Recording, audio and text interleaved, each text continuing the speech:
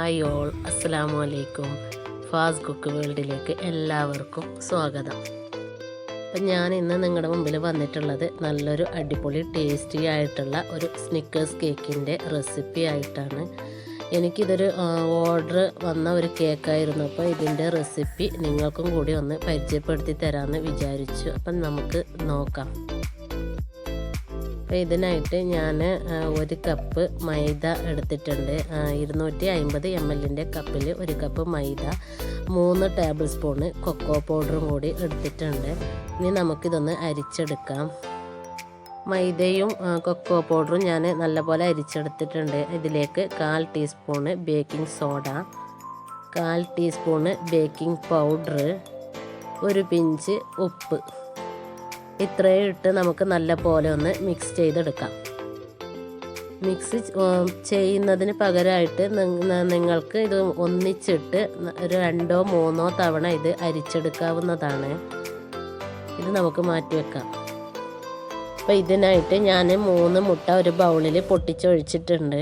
ഇതിലേക്ക് 1/4 കപ്പോളം പഞ്ചസാര ഇതും കൂടി എടുത്ത് വെച്ചിട്ടുണ്ട്. ഇനി നമുക്ക് മുട്ട നല്ല പോലെ ഒന്ന് ബീറ്റ് ചെയ്യാം. ഇതുപോലെ അടിച്ച് കുറച്ച് ഫ്ലഫിയായി വരുന്ന സമയത്ത് തന്നെ നമുക്ക് ഇതിലേക്ക് പഞ്ചസാര കുറച്ചായി ഇട്ട് കൊടുക്കാം. അപ്പം നമ്മൾ മുട്ട ബീറ്റ് ചെയ്യുന്ന ബൗള് ഡ്രൈ ആയിരിക്കണം, നനവുണ്ടാവാൻ പാടില്ല. അപ്പം നമുക്കിനി കുറച്ചായി പഞ്ചസാര ഇട്ട് നല്ല പോലെ ഒന്ന് ബീറ്റ് ചെയ്തെടുക്കാം. കൈയെടുക്കാതെ നല്ല രീതിയിൽ ഫ്ലഫി ആയിട്ട് കിട്ടുന്നത് വരെ നമുക്ക് ബീറ്റ് ചെയ്തെടുക്കാം. അപ്പം നമ്മുടെ എഗ്ഗ് നല്ല രീതിയിൽ ബീറ്റായിട്ട് വന്നിട്ടുണ്ട്. നല്ല ക്രീമി രൂപത്തിലായി കിട്ടിയിട്ടുണ്ട്. അപ്പം നമ്മുടെ എഗ്ഗിൻ്റെ മഞ്ഞ നിറമൊക്കെ മാറി നല്ലൊരു വൈറ്റ് നിറമായിട്ട് കിട്ടിയിട്ടുണ്ട്. ഇനി ഇതിലേക്ക് 1/4 കപ്പ് ഓയിലും കൂടി ഒഴിച്ചു കൊടുക്കാം. അപ്പം ഞാൻ സൺഫ്ലവർ ഓയിലാണ് എടുത്തിട്ടുള്ളത്. അപ്പം നിങ്ങൾക്ക് വെജിറ്റബിൾ ഓയിൽ ഏത് വേണമെങ്കിലും യൂസ് ചെയ്യാവുന്നതാണ്. അപ്പോൾ ഓയിൽ കൊടുത്തതിന് ശേഷം ഒന്ന് ചെറുതായിട്ടൊന്ന് മിക്സ് ചെയ്തെടുത്താൽ മതി. അപ്പം ഞാൻ നേരത്തെ കുറച്ച് ചോക്ലേറ്റ് ഗനാഷ് എടുത്ത് വെച്ചിട്ടുണ്ടായിരുന്നു. ഇതിലേക്ക് 2 ടേബിൾ സ്പൂണോളം പീനട്ട് ബട്ടറും കൂടി ചേർത്ത് നല്ല പോലെ ഒന്ന് മിക്സ് ചെയ്തെടുത്തിട്ടുണ്ട്. ഇനി ഈ മിക്സ് ചെയ്ത കൂട്ട് നമ്മുടെ മുട്ടയുടെ കൂട്ടിലേക്ക് ഒഴിച്ച് ഒന്ന് ചെറുതായിട്ടൊന്ന് മിക്സ് ചെയ്ത് കൊടുക്കാം.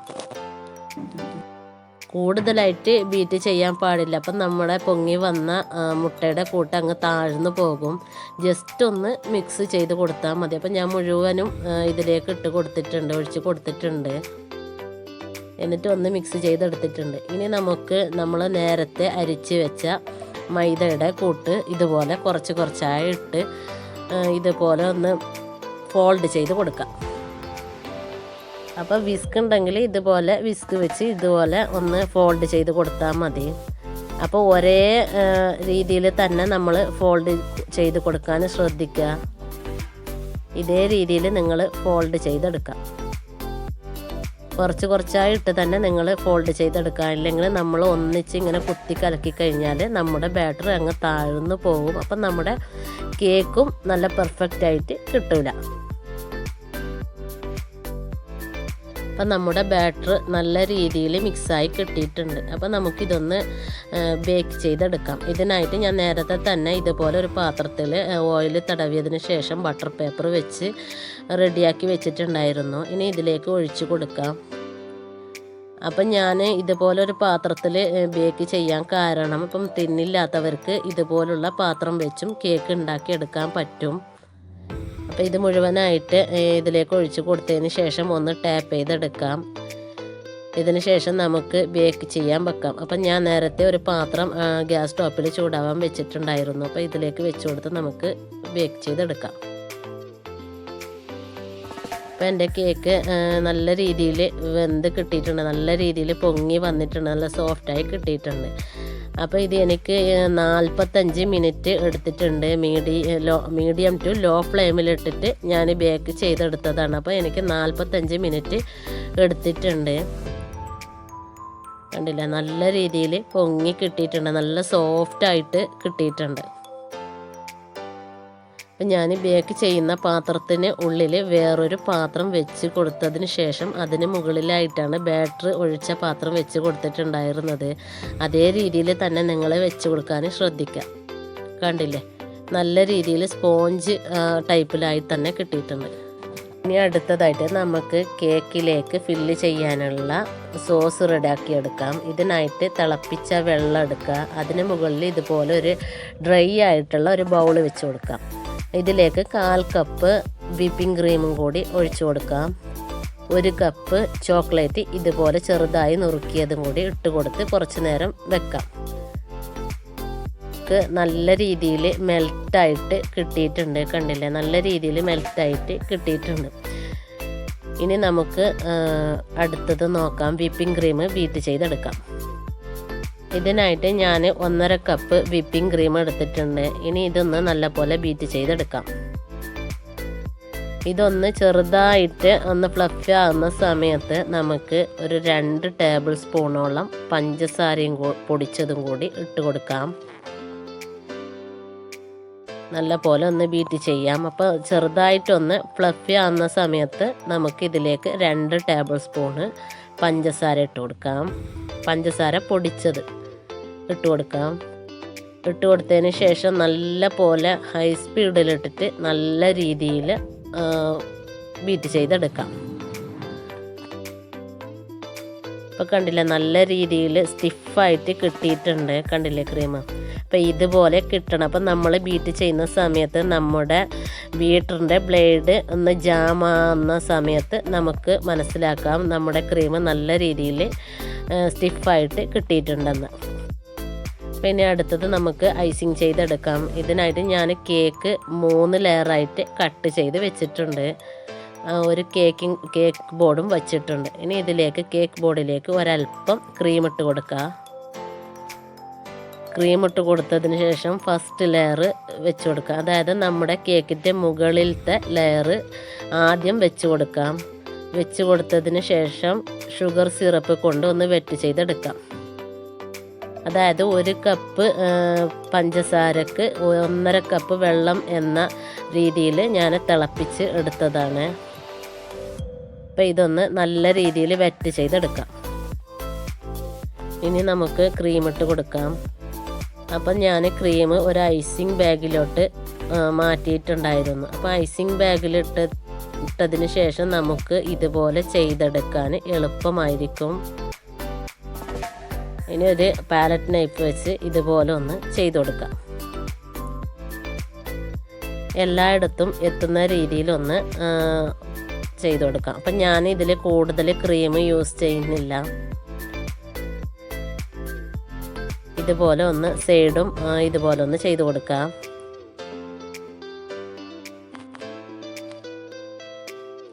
ഇനി ഇതിലേക്കുള്ള ഫില്ലിങ് ഇപ്പം ഞാൻ ബട്ടർ സ്കോച്ചിനൊക്കെ ഉപയോഗിക്കുന്ന സോസ് കാരമലൈസ് എന്ന് പറയും ഇതിന്.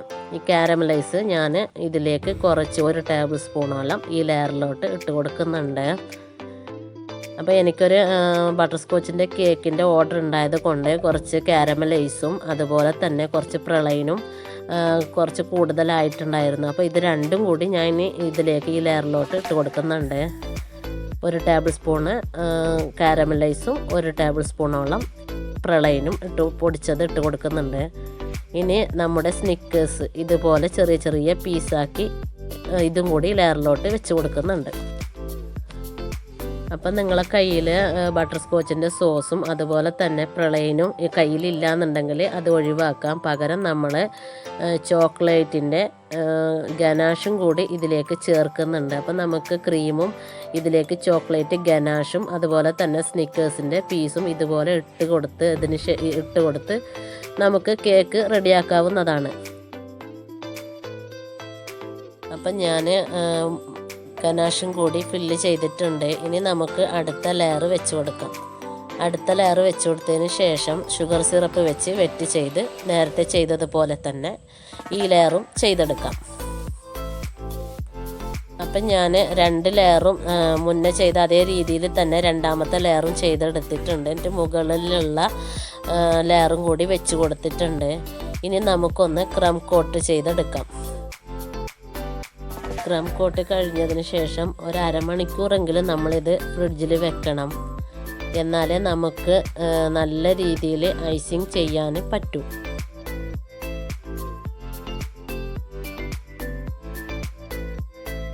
ക്രം കോട്ട് കഴിഞ്ഞതിന് ശേഷം ഫ്രിഡ്ജിൽ വെച്ച് അരമണിക്കൂർ കഴിഞ്ഞ് എടുത്തതിന് ശേഷം നമ്മൾ ഐസിങ് ചെയ്യുകയാണെങ്കിൽ നല്ല പെർഫെക്റ്റായിട്ട് നമുക്ക് നമ്മുടെ കേക്ക് കിട്ടും. അപ്പോൾ അത് എല്ലാവരും ശ്രദ്ധിക്കുക. അപ്പം ഞാൻ ഏകദേശം ക്രം കോട്ട് ചെയ്തെടുത്തിട്ടുണ്ട്. ഇനി നമുക്ക് ഇത് ഫ്രിഡ്ജിലോട്ട് മാറ്റണം.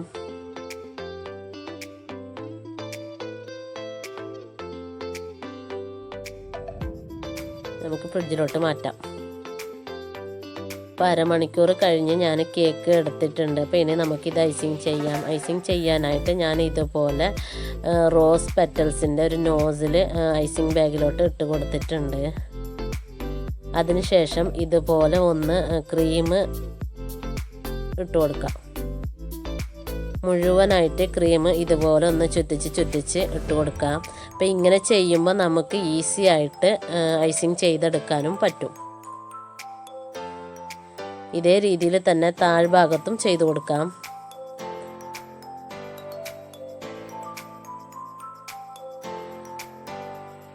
അങ്ങനെ മുഴുവനും ഇതുപോലെ കവർ ചെയ്തെടുക്കാം. അപ്പോൾ ആദ്യമായിട്ട് കേക്കിന് ഐസിങ് ചെയ്യുന്നവരാണെങ്കിൽ ഇങ്ങനെ ചെയ്യുക. കാരണം ഇങ്ങനെ ചെയ്ത് കഴിഞ്ഞാൽ നമ്മൾക്ക് പെട്ടെന്ന് തന്നെ ഐസിങ് ചെയ്ത് തീർക്കാനും പറ്റും. അതുപോലെ തന്നെ ഈസി ആയിട്ട് ചെയ്യാനും പറ്റും. എനിക്കും അത്ര പെർഫെക്റ്റായിട്ട് ചെയ്യാനൊന്നും അറിയത്തില്ല. എന്നാലും ഏകദേശമൊക്കെ എനിക്ക് ഇപ്പം പെർഫെക്റ്റായിട്ട് വരുന്നുണ്ട്. കാരണം ഞാൻ ഏകദേശം 1.5 വർഷത്തോളം ആയി കേക്ക് സെയിൽ തുടങ്ങിയിട്ട്. അപ്പം അത് ആ 1.5 വർഷം കൊണ്ട് ഏകദേശം ഞാൻ പെർഫെക്റ്റായിട്ടുണ്ട് എന്ന് എനിക്ക് തോന്നുന്നു. അപ്പോൾ അതുപോലെ തന്നെ നിങ്ങൾ ആദ്യമായിട്ട് ഉണ്ടാക്കുന്നവരാണെങ്കിൽ കുറച്ച് ബുദ്ധിമുട്ടും കാര്യങ്ങളൊക്കെ ഉണ്ടാവും. എന്നാലും നിങ്ങളത് പ്രശ്നമാക്കാൻ പാടില്ല. കാരണം നമ്മളിത് ചെയ്തുകൊണ്ടേ ഇരിക്കുമ്പോഴേ നമുക്കിതൊന്ന് ഈസി ആയിട്ട് കിട്ടുള്ളൂ. ഇനി നമുക്ക് ഇതൊന്ന് ഫിനിഷിംഗ് ആക്കി എടുക്കാം. ഇതുപോലെ പാലറ്റ് നൈഫ് വെച്ച് ഇതുപോലെ ഒന്ന് കറക്കിയെടുക്കാം. ഇനി ഇതിൻ്റെ എഡ്ജൊക്കെ ഒന്ന് വടിച്ചെടുക്കാം. ഇതുപോലെ ഒന്ന് പാലറ്റ് നൈഫ് വെച്ച് ഒന്ന് വടിച്ചെടുക്കാം. ഇനി ഇതിൻ്റെ മുകൾ ഭാഗം ഒന്ന് ചെറുതായിട്ടൊന്ന് ഭംഗിയാക്കി എടുക്കാം നമുക്ക്. ഇപ്പം ഏകദേശം റെഡിയായി വന്നിട്ടുണ്ട്. ഇനി നമുക്ക് ഇതുപോലെ ഒരു സ്ക്രാപ്പർ വെച്ച് ഇതുപോലെ ഒന്ന് ഡിസൈൻ ചെയ്തെടുക്കാം. അപ്പോൾ ഇത് ഡിസൈൻ ചെയ്യുന്നത് കൊണ്ട് നമുക്ക് ഇത് നല്ല രീതിയിൽ വടിച്ചെടുക്കേണ്ട ആവശ്യമൊന്നും ഉണ്ടായിരുന്നില്ല. കാരണം ഈ ഡിസൈനിങ് ചെയ്യുന്ന സമയത്ത് അതൊക്കെ മാറിക്കിട്ടും. ഇപ്പോൾ കണ്ടില്ലേ, ഇപ്പം നമ്മുടെ കേക്ക് നല്ല രീതിയിൽ നല്ല ഡിസൈനായിട്ട് കിട്ടിയിട്ടുണ്ട്. അപ്പം നമ്മുടെ കേക്കിൻ്റെ ഫിനിഷിങ് വർക്ക് ഇത് കഴിഞ്ഞിട്ടുണ്ട്. ഇനി നമുക്കിത് ഫ്രിഡ്ജിലോട്ട് മാറ്റാം. ഇതിനെ. അപ്പം നമുക്ക് കേക്കിനായിട്ട് കുറച്ച് ഗനാഷ് ഉണ്ടാക്കാനുണ്ട്. അപ്പോൾ ഇത് എങ്ങനെയാണ് ഉണ്ടാക്കുന്നതെന്ന് നോക്കാം. ഇതിനായിട്ട് ഞാനൊരു ഡ്രൈ ആയിട്ടുള്ള ബൗൾ എടുത്തിട്ടുണ്ട്. അതുപോലെ തന്നെ milk chocolate 250 gram, 2 table spoon butter, 1/2 cup whipping ക്രീമും കൂടി എടുത്തിട്ടുണ്ട്. ഇനി തിളപ്പിച്ച വെള്ളം, നല്ല പോലെ തിളച്ച വെള്ളം. ഇനി ഇതിന് മുകളിലായിട്ട് നമുക്ക് ഈ ബൗൾ വെച്ച് കൊടുക്കാം. ഈ ബൗളിലോട്ട് നമുക്ക് വിപ്പിംഗ് ക്രീം ഒഴിച്ചു കൊടുക്കാം.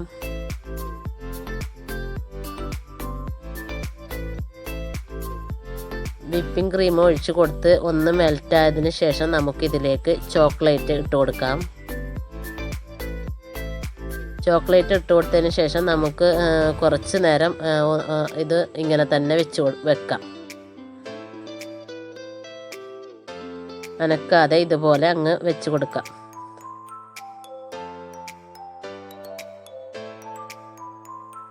അപ്പം നമ്മുടെ ചോക്ലേറ്റ് ഏകദേശം മെൽറ്റായി വന്നിട്ടുണ്ട്. കണ്ടില്ലേ, എങ്ങനെ മെൽറ്റായിക്കൊണ്ട് വന്നിട്ടുണ്ട്. ഇനി നമുക്ക് ഇതുപോലെ ഒന്ന് ഇതുപോലെ ഇളക്കി കൊടുക്കാം. ഇനി ഇതിലേക്ക് നമ്മൾ നേരത്തെ കേക്ക് ഫില്ലിങ് ചെയ്യുന്ന സമയത്ത് ഉണ്ടാക്കിയ ഡാർക്ക് ചോക്ലേറ്റിൻ്റെ ഗനാഷ്, ഇത് കുറച്ച് എൻ്റെ കയ്യിൽ ബാക്കിയിരിപ്പുണ്ടായിരുന്നു. അപ്പോൾ അതും കൂടി ഇതിലേക്ക് ഇട്ട് കൊടുക്കാം. ഇട്ട് കൊടുത്ത് നല്ല രീതിയിൽ മെൽറ്റാകുന്നത് വരെ ഒന്നിങ്ങനെ ഇളക്കി കൊടുക്കാം. ഇതിലേക്ക് 2 ടേബിൾ സ്പൂണ് ബട്ടറും കൂടി ചേർത്ത് കൊടുക്കാം.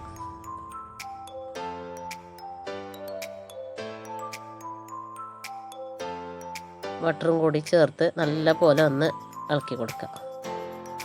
അപ്പം നമ്മുടെ ഗനാഷ് നല്ല രീതിയിൽ റെഡി ആയിട്ട് കിട്ടിയിട്ടുണ്ട്. ഇനി നമുക്ക് ഇതൊന്ന് അരിച്ചെടുക്കാം. അരിച്ചെടുക്കുന്ന സമയത്ത് ഇതിൻ്റെ ബബിൾസൊക്കെ മാറിക്കിട്ടും. അപ്പം നമുക്കൊന്ന് അരിച്ചെടുക്കാം. അപ്പം ഞാൻ ഗനാഷ് അരിച്ച് എടുത്തിട്ടുണ്ട്. കണ്ടില്ല, അരിച്ചെടുത്തിട്ടുണ്ട്. നല്ല ബബിൾസൊക്കെ മാറി നല്ല രീതിയിലായി കിട്ടിയിട്ടുണ്ട്. ഞാൻ ഇത് ഇന്നലെ രാത്രി ഉണ്ടാക്കി വെച്ച കേക്കായിരുന്നു. അപ്പം നല്ല തണുപ്പുണ്ട്. അപ്പോൾ ഈ തണുപ്പോട് കൂടി തന്നെ നമ്മുടെ ഗനാഷ് ഈ കേക്കിൻ്റെ മുകളിലോട്ട് ഒഴിച്ച് കൊടുക്കാം. തണുപ്പോട് കൂടി തന്നെ ഒഴിച്ച് കഴിഞ്ഞാൽ നമ്മുടെ ഗനാഷ് മെൽറ്റായി പോവില്ല. നല്ല രീതിയിൽ നല്ല തിക്കായിട്ട് തന്നെ നമ്മുടെ കേക്കിൻ്റെ മുകളിൽ നിൽക്കും. അപ്പോൾ ഗനാഷ് ഒഴിച്ചതിന് ശേഷം ഒന്ന് ഇതുപോലെ ഒന്ന് ചരിച്ച് കൊടുക്കാം. ഇപ്പോൾ ഗനാഷ് ഒഴിച്ച് കേക്ക് ഉണ്ടാക്കുന്ന ആൾക്കാരാണെങ്കിൽ ഇതുപോലെ കേക്ക് തണുപ്പിച്ചതിന് ശേഷം മാത്രം ഗനാഷ് ഒഴിച്ച് കൊടുക്കുക. അപ്പം ഞാൻ കേക്ക് ബോർഡിൽ നിന്നും കേക്കിനെ ഒരു ഗ്രില്ലിലോട്ട് മാറ്റിയിട്ടുണ്ടായിരുന്നു. പാലറ്റ് നൈഫ് വെച്ച് 2 പാലറ്റ് നൈഫ് വെച്ച് ഇതുപോലെ ഒന്ന് മാറ്റി വെച്ചിട്ടുണ്ടായിരുന്നു. അപ്പോൾ ആ ഗ്രില്ല് ഞാനൊരു പ്ലേറ്റിന് മുകളിലായിട്ട് വെച്ച് കൊടുത്തിട്ടുണ്ട്, നമ്മുടെ ഗനാഷ് പുറത്ത് പോവാതിരിക്കാൻ വേണ്ടി. അപ്പോൾ നമ്മുടെ ബാക്കി വന്ന ഗനാഷും കൂടി ഇതുപോലെ സൈഡിലോട്ട് മുഴുവനായിട്ട് ഒഴിച്ചു കൊടുക്കാം. അപ്പം ഞാൻ ഈ കേക്ക് മുഴുവനും ഗനാഷ് വെച്ച് കവർ ചെയ്തെടുക്കുന്നുണ്ട്. എല്ലാവരും ശ്രദ്ധിക്കേണ്ട ഒരു കാര്യം, കേക്ക് തണുത്തതിന് ശേഷം മാത്രം ഇതുപോലെ ഗനാഷ് ഒഴിച്ച് കൊടുക്കാനും ശ്രദ്ധിക്കുക. കാരണം എനിക്കിതുപോലെ ഞാൻ ഗനാഷ് തണുക്കാത്ത കേക്കിന് ഗനാഷ് ഒഴിച്ചിട്ട് ആകെ കൊളായിട്ടുണ്ട്. അതുകൊണ്ടാണ് ഞാൻ അങ്ങനെ പറയുന്നത്. അപ്പം ഞാൻ മുഴുവനായിട്ടും ഗനാഷ് ഇതിലേക്ക് ഒഴിച്ച് കൊടുത്തിട്ടുണ്ട്. ഇനി നമുക്ക് ഇതിൻ്റെ ഗനാഷ് ഇതിന്ന് അധികമായിട്ടുള്ള ഗനാഷൊക്കെ ഒന്ന് ഇതിന്ന് മാറുന്നത് വരെ വെയിറ്റ് ചെയ്യാം. അതിനുശേഷം നമുക്ക് കേക്ക് ബോർഡിലേക്ക് മാറ്റാം. അപ്പം ഞാൻ ഗനാഷൊക്കെ കളഞ്ഞ് കേക്ക് ബോർഡിലാക്കി ഇതിനെ കുറച്ച് ഡെക്കറേറ്റ് ചെയ്തെടുത്തിട്ടുണ്ട്. അപ്പോൾ എനിക്ക് ഡെക്കറേറ്റ് ചെയ്യുന്ന വീഡിയോ എടുക്കാൻ വിട്ടുപോയി. കുറച്ച് നിരക്കടല വെച്ച് ഒന്ന് ചെറുതായിട്ടൊന്ന് ചുറ്റിനും, അതുപോലെ തന്നെ ഇതുപോലെ സ്നിക്കേഴ്സിൻ്റെ ആ പാക്കറ്റിൻ്റെ ആ ഭാഗത്തൊക്കെ ഒന്ന് ചെറുതായിട്ട് ഡെക്കറേറ്റ് ചെയ്തെടുത്തേ ഉള്ളൂ. അപ്പോൾ എൻ്റെ വീഡിയോ ആദ്യമായിട്ട് കാണുന്നവരാണെങ്കിൽ സബ്സ്ക്രൈബ് ചെയ്യുക, ലൈക്ക് ചെയ്യുക. അസ്സലാമു അലൈക്കും.